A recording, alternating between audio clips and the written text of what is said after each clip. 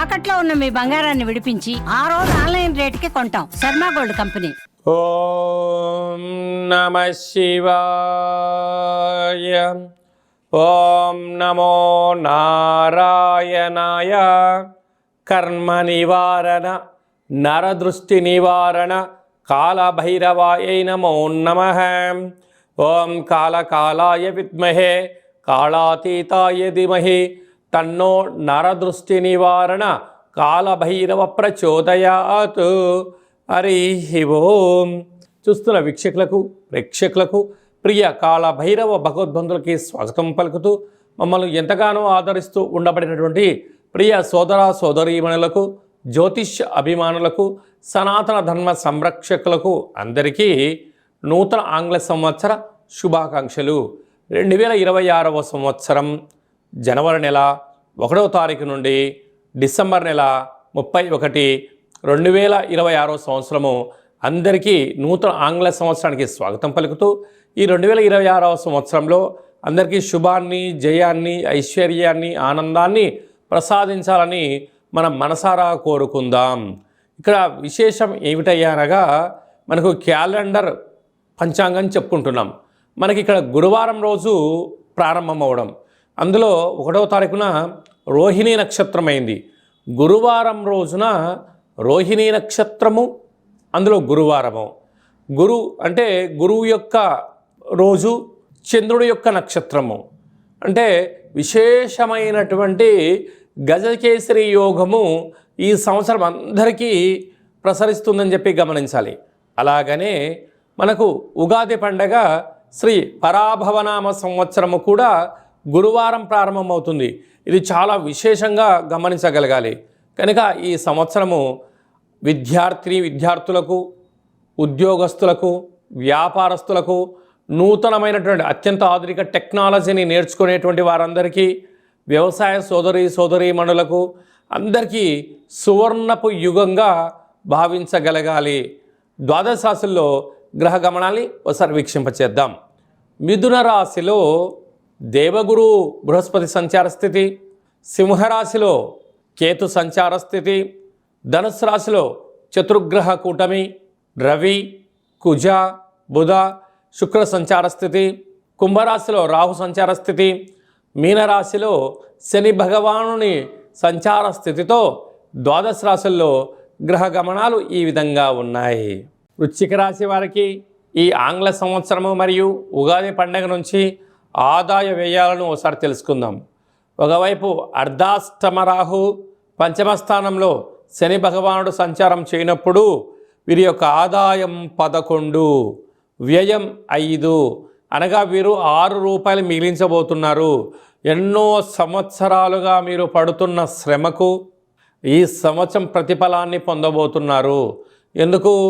ధర్మంగా ఉండడం, న్యాయంగా ఉండడం, ఎన్ని కష్టాలు వచ్చినా భగవంతుడు అనేటువంటి గొడుగు నీడలో మీరు ఉండడం, ధర్మం తప్పకుండా ఉన్నందుకు ఈ సంవత్సరం మీరు చేసే ప్రతి పనిలో ఆదాయం కనిపించబోతుంది.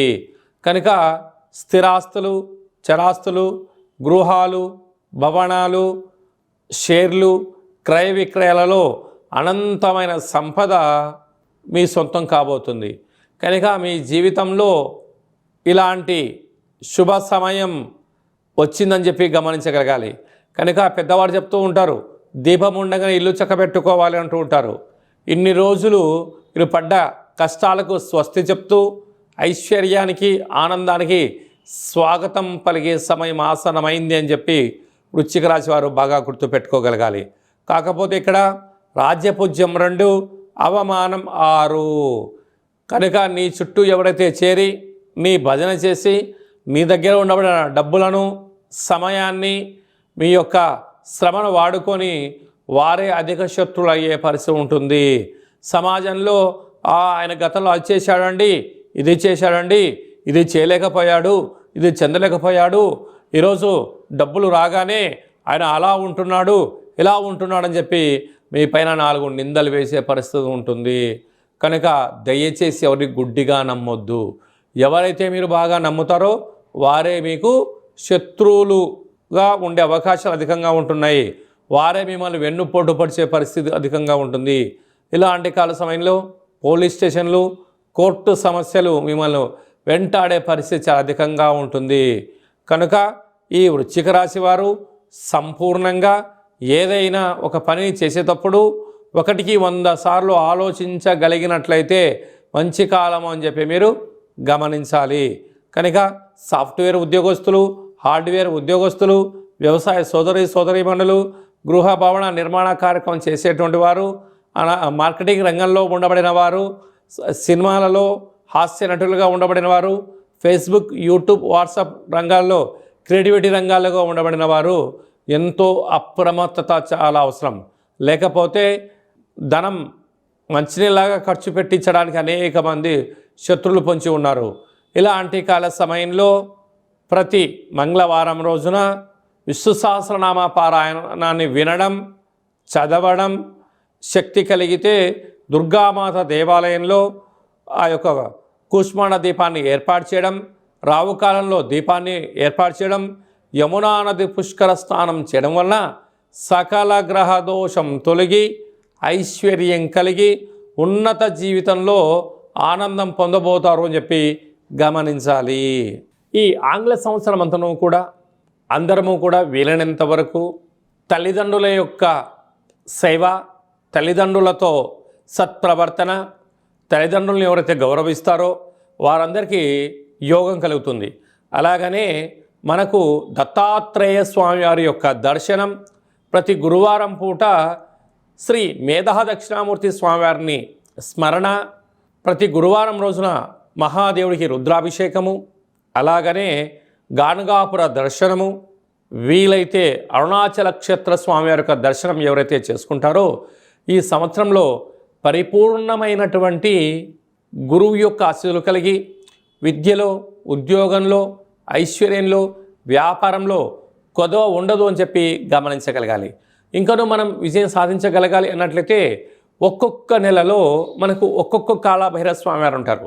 ఆ కాళభైరవ స్వామికి స్మరణ, ధ్యానము, కూష్మాండ దీపము, నారికేల దీపము, పిండి దీపాన్ని, గండా దీపాన్ని ఒక్కొక్క నెలలో ఒక్కొక్క విధంగా మనం పెట్టుకోగలిగినట్లయితే సంపూర్ణమైనటువంటి స్వామివారికి ఆశీస్సులు కలిగి ఎవరి ఇంట్లో ఎలాంటి ఇబ్బందులు లేకుండా, అష్ట కష్టాలు లేకుండా అష్ట ఐశ్వర్య ప్రాప్తి కలుగుతుందని చెప్పి గమనించాలి. అలాగనే మీ వ్యక్తిగత జాతకం తెలుసుకోవాలనుకుంటున్నారా? మీ యొక్క పేరు, పుట్టినటువంటి తేదీ, నెల, సంవత్సరం, పుట్టిన సమయం రాసి మీరు వాట్సాప్లో పంపించగలిగినట్లయితే 100 సంవత్సరముల జాతకాన్ని రాసి సవివరంగా సంపూర్ణంగా మీకు ఎక్స్ప్లెయిన్ అంటే ఉదాహరణగా చెప్పడం జరుగుతుంది. అలాగే మీరు పుట్టినప్పుడు గ్రహ గమనాలు ఎలా ఉన్నాయి, ప్రస్తుతం ఎలా ఉంటున్నాయి, రాబోయే కాలంలో ఎలా ఉంటున్నాయో తెలియజేయడం జరుగుతుంది. చాలామందికి పుట్టినటువంటి కాల సమయంలో డేటా ఆఫ్ బర్త్లో లేనటువంటి వారికి మీ పేరు యొక్క మొదటి అక్షరాన్ని అనుసరిస్తూ రాశిని తెలియచేస్తూ రాశి యొక్క స్థితిగతులను చెప్పుకుంటూ అలాగనే రమణ శాస్త్రం ద్వారా అనగా గవ్వల ద్వారా కాళభైరవ ఉపాసన చేత భూత భవిష్యత్ వర్తమానాన్ని తెలియజేయడం జరుగుతుంది. కనుక 2026వ సంవత్సరంలో మనకు ఉగాది పండగ దగ్గర నుంచి ఆదాయము, వ్యయము, రాజపూజ్యము, అవమాన కార్యక్రమాలను ఎలా నివారించుకోవాలి, ఐశ్వర్యాన్ని ఎలా పొందుకోవాలో ముందుగానే తెలుసుకుందాం. అపాయింట్మెంట్ తీసుకొని సంప్రదించగలరు. అందరికీ ఈ 2026వ సంవత్సరంలో శుభం, జయం, లాభం, ఐశ్వర్యం కలగాలని కోరుకుంటూ ఆశీర్వచనం.